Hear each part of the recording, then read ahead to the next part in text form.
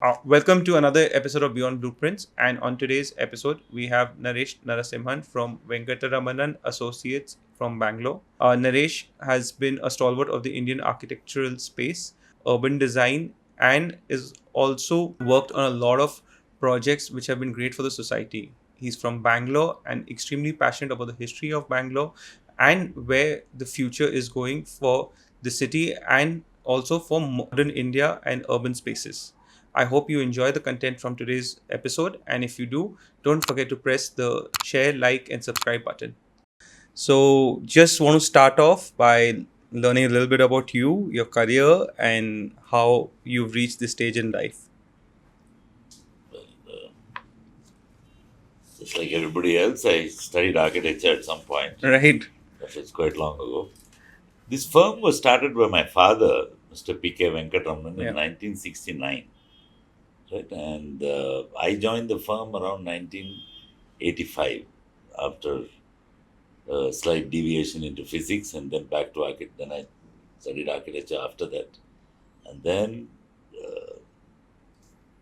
I worked for a couple of people before that in Delhi and also in Bangalore, but I've been more or less with this firm most of my life. Right. So, Venkataramanan Associates Or VA. or VA. for short. It's you've been heading this firm for now over 30 years. Yeah, approximately 30 years.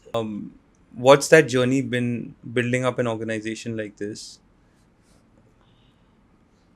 I would put it this way, our firm mirrors the evolving economy of India. In some sense, we've been That's following very it. beautifully put. Okay, so I was about my late 20s when India liberalized in the early 90s, and we had the great combination at that time uh, of having the right sized office. I do not have any experience at all working in a small office, Right. except for a very short while. And when I joined my firm, I was employee number 24 or 25 or something. So my father already had a large practice when we were doing larger buildings even those days. And by the early 90s, we were about 40 people already. 40 people Wow. in the office. And about 92, 93, 91 is when India dramatically liberalized Yes. under P.V. Narasimha Rao and Manmohan Singh. And then India opened up suddenly. And there was a huge economic boom at that time, which called for a lot of buildings which had not been built before, new typologies, Right. buildings for software, buildings for advanced manufacturing, and the whole issue of apartments, what used to be flats as a last option that if you didn't get a bungalow, became one of the sought after options because there's a journey in that. It became a lifestyle product and it became an aspirational product rather than just a utilitarian thing that it was seen as earlier. In your opinion, how did that shift happen? Rising incomes and also less and less availability of free land on which you could build a house. You can't endlessly sprawl forever, right? I mean, Right. people also want to live closer to other amenities and also to entertainment and to dining options. So the apartment culture came into Bombay much earlier. But Bangalore, typically what apartments do is they go from what are called tenements, which are basically boxes stacked on top of one another, Right. and they become then flats. This is the evolution across the world and also true of India. And from there they become apartments, and then they become condominiums, and then they become lifestyle, and then they become completely aspirational. So it's always a journey. Where in that journey do you think Bangalore is right now? It started. It's beyond aspiration. It's beyond aspiration. So Bangalore's gone haywire, and what happens is that people start expecting more and more from a housing complex, or the amount of amenities that you provide sometimes overshadow the. If you notice the advertising these days, what is not in the house is more spoken about Yeah. than the house itself, Yeah. than the apartment itself. That's how it's presented to you. That if you get in, You don't have everything that you to. need. Yeah. No. Also, that there is this Indian thing of, it's a colonial hangover, if you want to call it that, wanting to belong to a club. Hmm. Why exactly, I don't know, but there's something that people say, I want to be part of. So if you can't join a club, all the old clubs are full, their waiting lists stretch forever. So that real estate guys picked up on quickly and started creating clubhouses Yeah. and stuff like that within their own buildings. And so at least you could be part of some club, even if it's your own. So it's your own. So stuff like that. So at the same time, that was only one part of it, right? So at the same time, the software guys started coming in, IT started coming into town. So I'll speak from the viewpoint of Bangalore Right. for this talk, but the IT guys started moving in around that time. Infosys also went public roughly at that time, and we were correctly positioned to take advantage of this because, two, I was fairly fresh in the field, so no preconceived ideas what it was, and we have a word in architectural jargon called typology, which means the meta type of the building. It's the, how would I call it? Like a software park never existed. Right. Technically, I invented it. So the very first one in India was Infosys Yeah. Software Park, which is, I was the architect of it at that time. I wish I had patented that word, but I didn't. But then that was the one of the very first, and that required a completely different understanding of how people work, workplace design. It also needed a complete understanding of how uh, you you start providing amenities to the people just beyond just a workplace. How do you make an environment which is conducive to that? Because it was not something India was used to, because at that time it was mostly outsourcing. These things would work throughout the night because America would be awake during the Right. day. There would be Right. back ending, so on. So a lot of issues like that would come up. Why? Um, why were you able to execute that project? Like, what was the thought process? What did you do differently when you built the Infosys, the See, park? one of the great advantages I had over other architects is that I studied architecture in a predominantly engineering college. I studied in the Manipal Institute of Technology, Okay. as like they say, the MIT. There's another MIT somewhere in Boston, I believe. So our MIT runs Microsoft. So Right. anyway, but it was an unusual college because it was very well equipped. It had 1,500 engineering all branches, and it had only about 30 or 40 architecture students. And the architecture library had only about 100 books. I read all of them in 6 months after joining the college. And then I didn't know what else to do. I read every engineering textbook that was there just to understand. So when I came out I was always interested in technology. Before architecture, I did a couple of years of physics and maths. So I was always interested a bit in tech and stuff like that. So when I came out of college, I was one of the few guys who could understand architectural design. I would call myself a skilled architect. I wouldn't say that I'm naturally talented at it, but fairly skilled at it. But I could also understand how engineering integrates into the building. And these kind of buildings required extraordinary MEP, which is they required extraordinary air conditioning, they required networking, which was a Right. brand new thing at that time. People don't realize that the iPhone itself only came in 2008. Yeah. You didn't have a smartphone before that. No. In 1991, we didn't have the World Wide Web. So it's another world. Right? Only in 94, the Mosaic browser was introduced into the world. And that is actually happening again now. It is these are what I call horizontal technologies. They affect the entire aspect of life, both business and personal. Some technologies, like the motor car, later on the telephone, and then followed by the internet browser.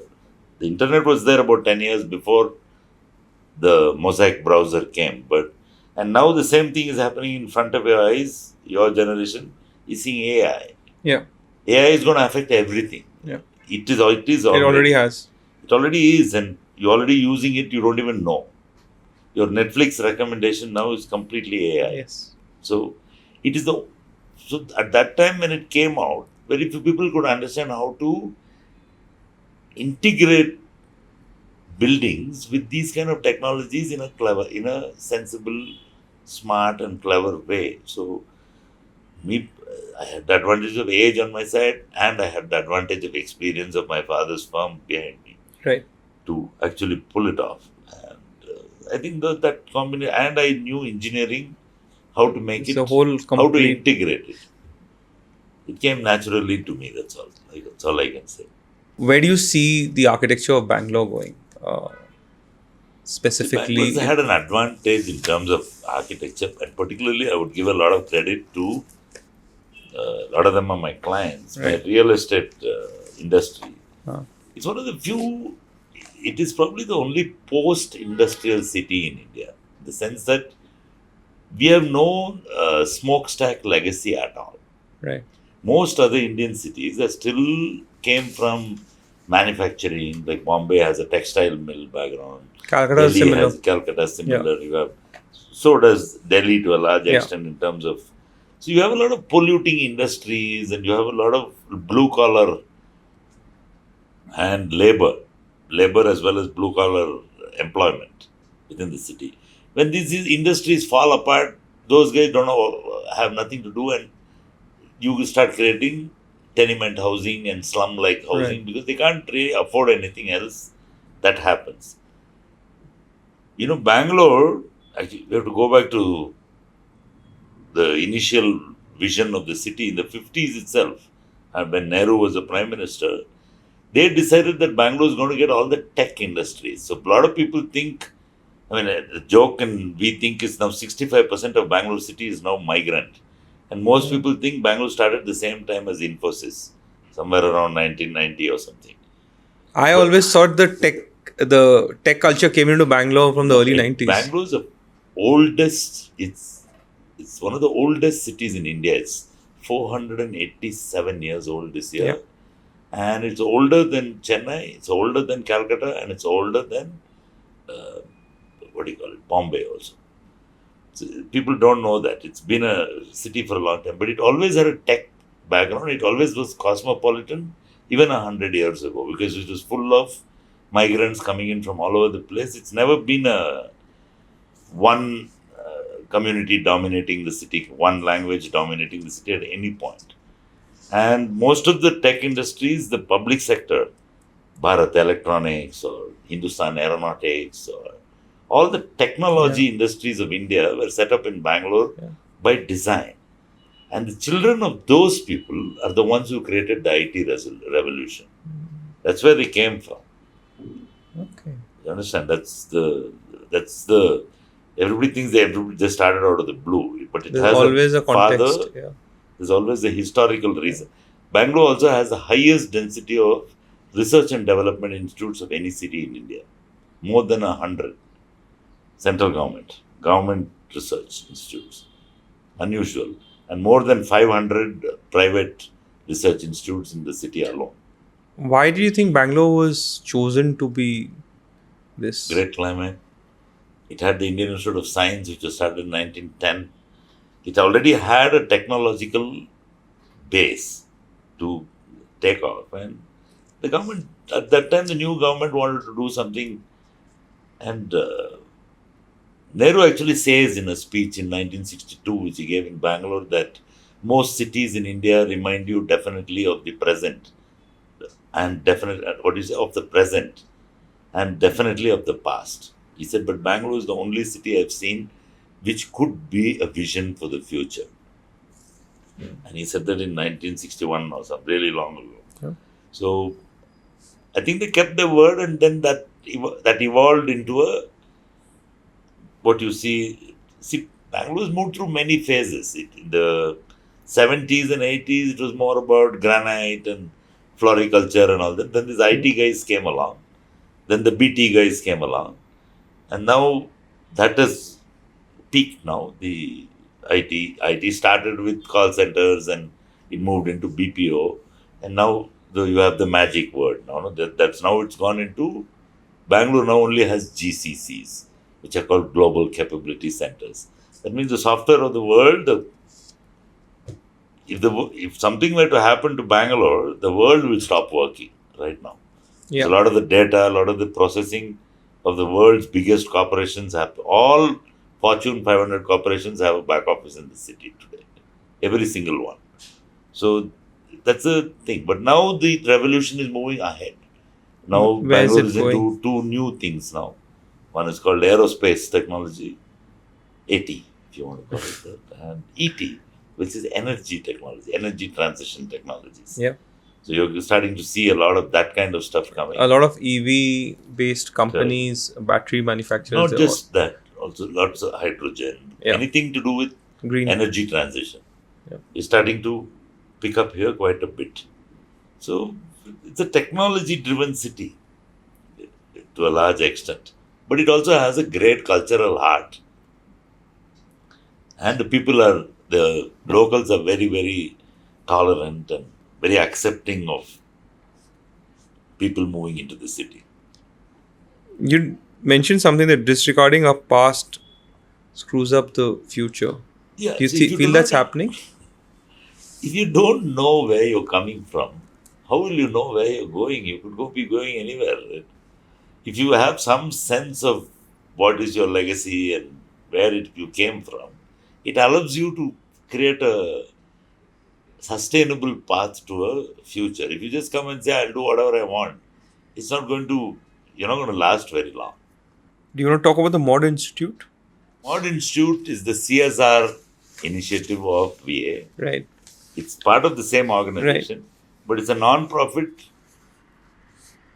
The byline of Mod Institute is changing cities, and it meant to study the change as well as physically change it. Right. It's not just another research tank saying all this is wrong. So we find out what is wrong and propose to the government how to set it right.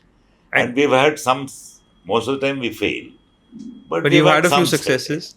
Yeah, once in a while we succeed. So We've done a very nice pedestrian-oriented street in Bangalore called Church Street, yeah. and which has now become a victim of its own success. We had proposed 8 like that in the city, they built only 1.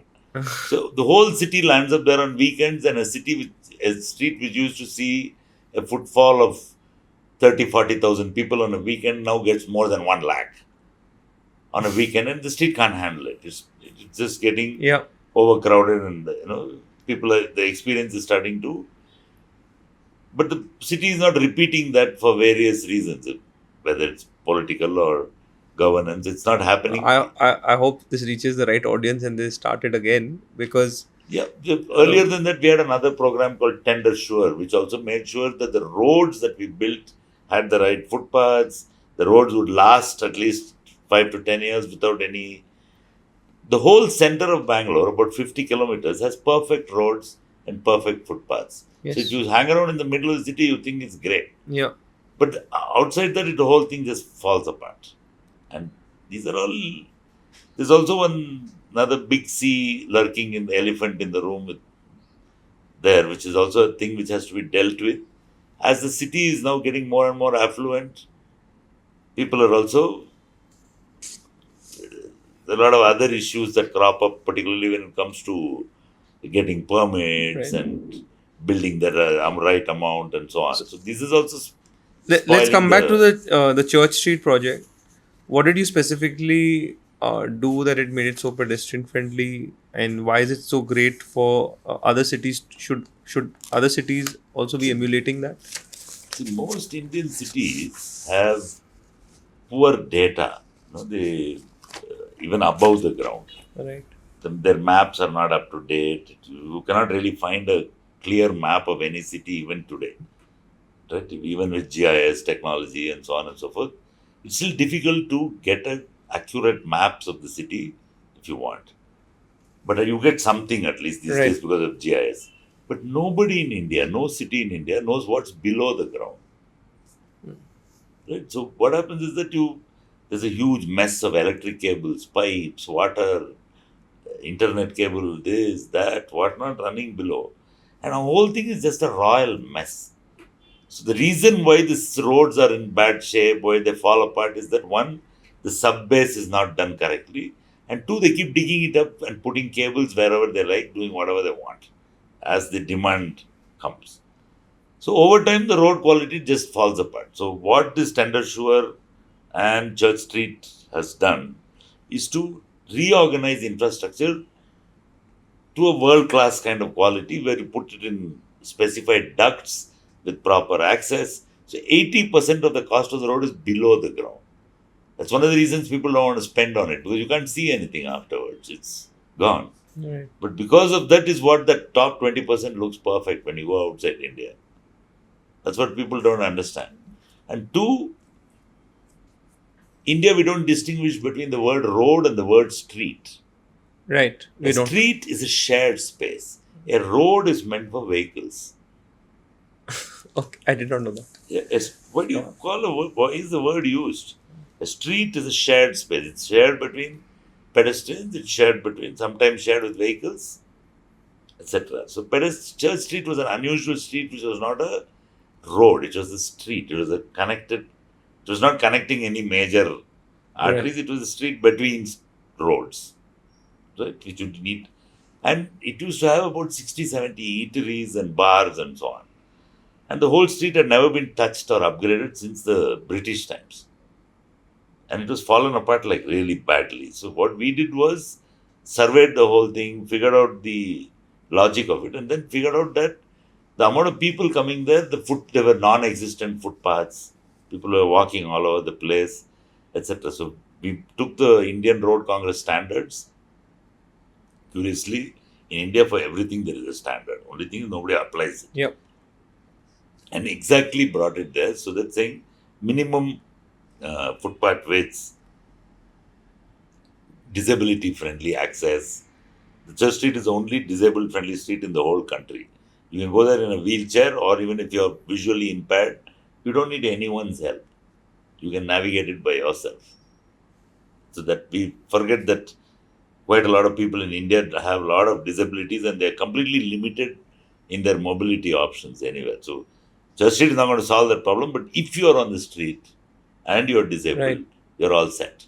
And two, we also brought in this idea of not putting bumps everywhere, but putting cobblestones so that when you drive on it, it makes a noise. And so you And if automatically you hear a noise, you'll slow slow down. down.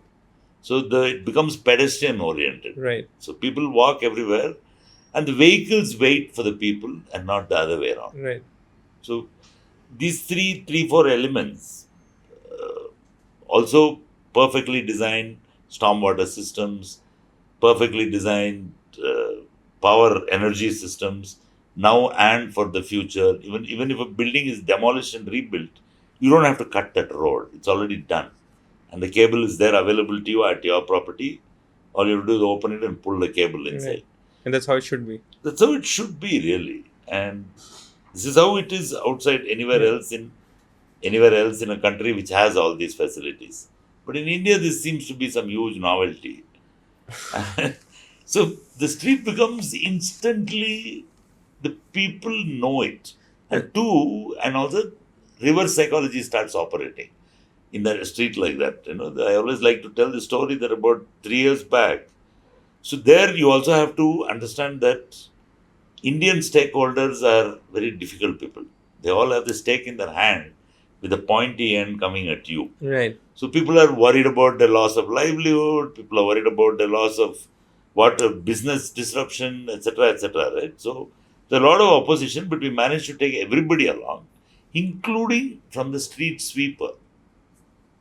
So about 3 years back, when I went to see the street, the three ladies who control the street, Right. the government employees, they call Paura Karmikas, Okay. who sweep the street. They're sitting around and eating pan at 10 o'clock in the morning. So I asked them in the local language, What's what happening? man, no work or what? It was just hanging around. She's saying, no, sir, nobody throws garbage here anymore. So just like you don't throw garbage in an airport, which is a public space, Right. or in a metro, why would people throw stuff outside the metro but not inside? Why would you throw garbage Is outside? it's just the way it's designed, right? Yeah, so it's good design actually encourages people to behave better. And Church Street is a classic example of that. Even now, even though it's so crowded and rushed up, very, very little garbage collects there. People actually throw it. There are bins everywhere, of course. There are designated places. And people actually use it. You feel awkward about doing something wrong.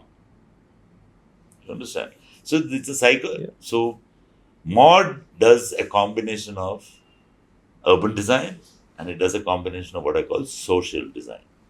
50-50. Wonderful. So that's You're what very it does. passionate about this. And Yeah, it's I very think really India's greatest mission for me right now is to make India's outdoors as good as its indoors. If I can pull that off even in a limited way, right. I think it's a great example. We're doing now a project. I always bite off more than I can chew. So But Church that's how Street was growth about happens. a kilometer Right? long. Now we're doing a project which is 11 kilometers long. And where's this? Which is even more difficult, which is a nala Huh. full of sewage. And we've cleaned it up, put a walkway. In Bangalore? Yeah, the center of the city. Right. We have a famous lake in Bangalore which catches fire and makes it to the New York Times front page and all. Till 2 years ago, we stopped that. Which one was that? It's a Bellandur lake. Right. It used to catch fire and all because there's oil left. Yeah. So that drain which feeds it, now we have fixed it, put a walkway inside it, learn from Church Street. You put the people into public infrastructure, or rather the public into public infrastructure. Yeah. It's self-maintaining. It looks after itself. Nobody will allow you. There will be community policing. You don't need a separate enforcer for that. So these minor things like that. Something that you're really looking forward to in the near future? Any specific project or type of work that you're getting into right now that you would like to talk about? I would say what will change, actually, what would really float my boat at this point if somebody gave me a small city to do. Buildings we can build. But I think India should build, I think we've 2047, right, is the 100th year of Indian independence. Right. I think we should create 100 new cities. I think India needs with a it. population of 2 to 5 million Yeah. each, because the current cities are exploding. They're not able to take it. And new cities based on the economic capability of a region. Right. Create 100 new cities of 3 to 5 million each. And and in a planned way, build it and then let people will come and settle. They're not necessarily coming, nobody moves to Bangalore because of the weather. They move here because they will get a job. Right. So I think but it's starting to become more and more difficult. Real estate prices have gone through the roof. It's becoming unaffordable, etc., etc. So I think if the government creates a plan to create 100 new cities, I think I'd be happy to be a part of it. But I don't know whether they're going to do it. I think they'll get there. I think they have to because... No, our transportation networks are improving. Our mobility, intercity movement is becoming remarkably easy. Right? And even whether it's train or highway or aeroplane, your ability to move between cities is very quick. I've been in Delhi for the last 12 years now, and I've seen the rapid transformation of how connectivity in the NCR region has actually interconnected cities as far as Meerut in Uttar Pradesh, or as far as past even Sonipat now in Haryana, or Palwal if you come down to the southern part of Haryana. That's paying for it. Sorry? It's all our money that's paying for it. All the They're all paying taxpayers. tax. A lot of it is disproportionately spent on Delhi through the NCR. But I agree. So They've had to do of it. doing business, ease of mobility, all that is also mobility has become in Indian philosophy and Indian thought, right? What we experience is composed of what we call the Pancha Mahabhutas, the 5 elements. Okay? Which is air, water, energy, akash. You know the yes. But really speaking, the only thing that really works in India is akash, which is ether, which is space, which is what I call broadband. Broadband, we have 100 Mbps connection sitting on my phone today. But in every other parameter, we have a problem, right? We have an air quality problem, we have a water supply problem. Energy is slowly we are now a surplus We have again a generation surplus, but a distribution problem. Yeah, we have a distribution problem. Yes. Right?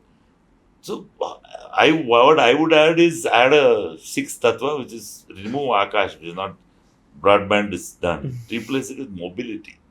And mobility is also getting there, but intra-city mobility is becoming a big nuisance.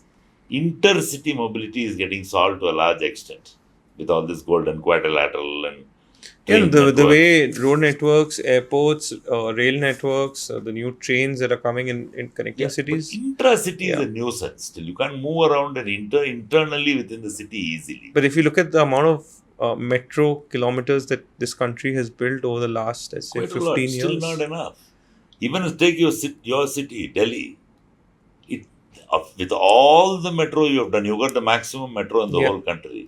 20%. This was total 20% is people are being transported, only 20% of mobility. But it's also because, so I'll talk from my personal experience. There are parts of Gurgaon, it just makes sense for me to take the metro rather than coming by car. Correct. And I do that. But a lot of people say, यार metro में जाएंगे, अबे तू Singapore में जा सकता है. You go to Milan, you'll be in the subway. In London, you'll be in the underground. American city said, the hallmark of a developed country is a place where rich people ride public transportation. That is a developed country. Yeah. If you go to England, you'll find the Prime Minister with you in the train, the tube. No, you'll have all the crore-patis of India who will fly private jet or first class to London. Here it's a social issue. So here you need to introduce 2-3 levels of transport. So that everybody wants to do that, and that's a faster option than taking your own car. But the transport lobby of India is so strong, and they've been given a lot of subsidy. I don't know why they still get lots of subsidies from the government still. It's already a mature industry. Both these IT guys and these motor vehicle guys have got tons of SOPs from the government. Both are mature. I think the government should stop doing that now. For IT, they're starting to remove it, but the motor lobby is so strong that all state policy is directed towards moving vehicles. It's not directed towards moving people. 11% of people in India own a car, own a private vehicle. 11%.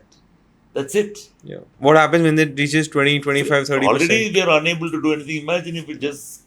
So you have to change policy to moving people, not moving vehicles. So stop building endless flyovers, widening the road endlessly. Widening the road actually just shifts the problem from today to tomorrow. From one point to point, even flyovers do. So these are all fossil fuel era ideas from the West. Just like we jumped over the big box issues, we went from landline to mobile without any intermediate.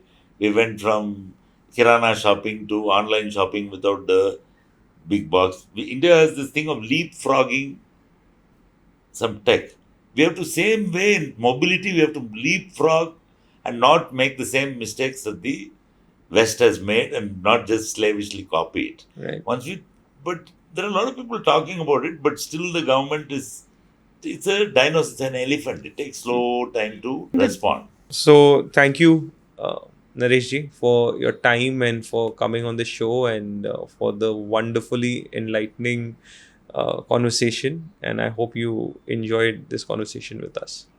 Thanks once again. I think it was interesting to have a chat about a lot of general things as well as specific things in a single conversation. Thanks once again. Thank you.